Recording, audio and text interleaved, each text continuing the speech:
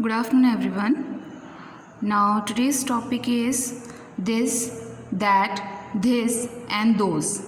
Okay, ये भी UKG level का ही टॉपिक है. सो एक्चुअली पिक्चर डिस्क्रिप्शन था, इसकी वजह से मैंने बुक यूज़ करी है. जिनके पास बुक नहीं है, जब बुक आ जाएगी तो उसमें आप फिल करवा सकते हैं.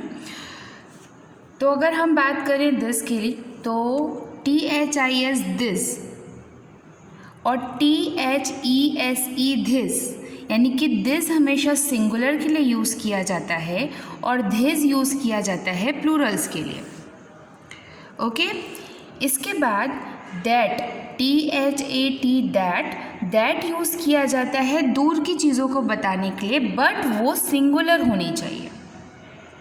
और दोज यूज़ किया जाता है दूर की चीज़ों को आइडेंटिफाई करने के लिए, लेकिन वो प्लूरल होना चाहिए. ठीक है. इट मीन्स अगर आप बच्चों को घर पर बताएं, तो अगर आपके हाथ में कोई चीज़ है, अगर वो एक पेंसिल है, सपोज़ अगर मेरे हाथ में एक पेंसिल है, तो मैं बोलूँगी दिस इज़ पेंसिल. अगर इसके साथ मेरे पास एक से ज़्यादा पेंसिल हो जाएंगी, तो मैं उन्हें समझाऊंगी दिस इज़ पेंसिल्स, यानी एक से ज़्यादा. अगर यही पेंसिल मेरे पास थोड़ी दूरी में रखी होगी, तो मैं कहूँगी दैट इज़ पेंसिल, क्योंकि वो मेरे से दूरी में है. दूर की चीज़ों के लिए हम दैट यूज़ करते हैं, बट वो अगर सिंगुलर हुआ तो दैट, और अगर वो एक से ज़्यादा हो गया तो हम बोलेंगे दोज आर पेंसिल्स. आर क्यों लग गया? क्योंकि पेंसिल्स प्लूरल के साथ आर लगता है और सिंगुलर के साथ इज़ लगता है. ठीक है, तो ये तो हुआ इसका डिस्क्रिप्शन. फिर से देख लेते हैं. दिस इज़ स्लाइड, सिंगल है तो स्लाइड. दिस आर एग्स, पास की चीज़ें ही हैं और प्लूरल में है, तो हम यहाँ पर लिख रहे हैं दिस आर एग्स.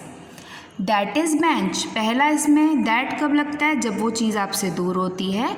और दैट इज़ है, यानी कि वो सिंगुलर है. दूर की चीज़ है बट वो प्लूरल है, तो वहाँ पर आ जाएगा दोज आर चिकन्स.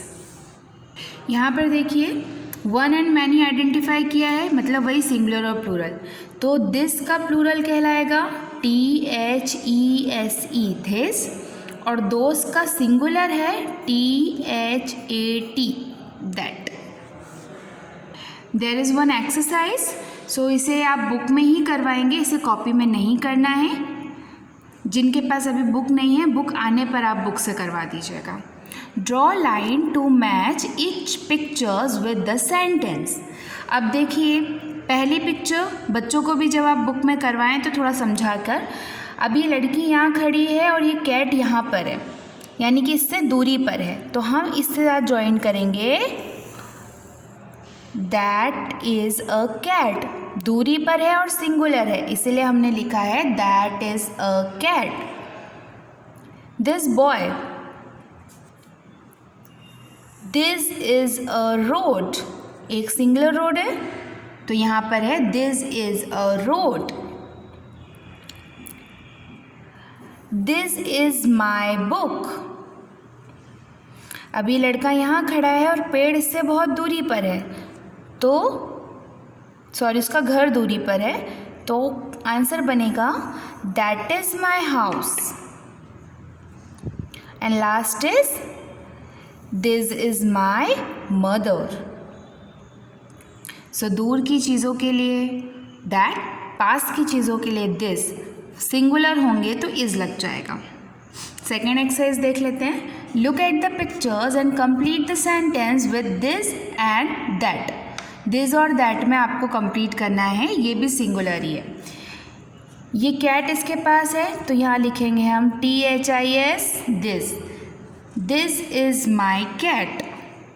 बॉय यहाँ खड़ा है और प्लांट यहाँ पर है, तो लिखेंगे that is an apple tree.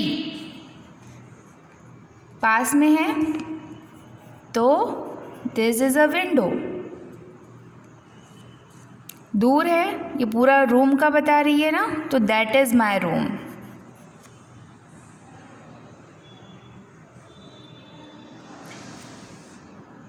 Wait a minute, I think यहाँ पर हम थोड़ा सा करेक्शन करेंगे. सॉरी, ये यहाँ पर आएगा दैट इज़ अ विंडो, और यहाँ आएगा दिस इज़ माई रूम. ये दूरी पर है तो यहाँ आ जाएगा दैट इज़ माई कार। इसके बाद complete the sentence with this और दोस। इसका प्रोनाउंसिएशन होता है दिस यानी कि प्लूरल, और दोस दूरी के लिए प्लूरल, दैट का अपोजिट। वॉट आर दिस, लड़का पूछ रहा है कि ये क्या है। आंसर है this are books. What are those are swans, दूरी पर है ना, और ये प्लूरल्स हैं। This exercise what are this, यहाँ पर हम यूज़ करेंगे दिस क्योंकि यहाँ पर 1 2 3 4 स्टिक्स रखी हैं। This are sticks. बर्ड्स जो हो रही है वो फ्लाई हो रही हैं, तो यहाँ आ जाएगा what are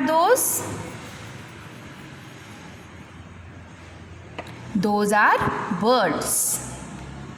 what are those are rabbits, plural और दूरी पे। बच्चों को आप एरो बता के भी कर सकते हैं। अगर वो पास में है तो वो दिस है, दूर में एरो है तो वो दैट है, और फिर वही अगर सिंगुलर है तो दिस, प्लूरल है तो this.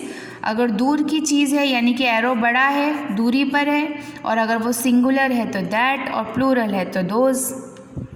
What are this, these are houses. So this topic is over here.